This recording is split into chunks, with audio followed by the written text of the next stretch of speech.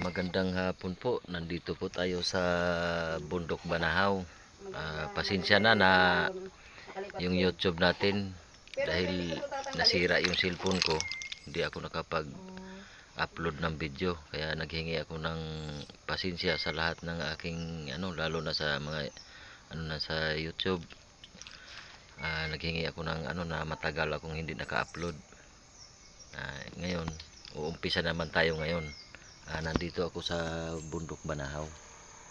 Ayan. Mag-ano tayo.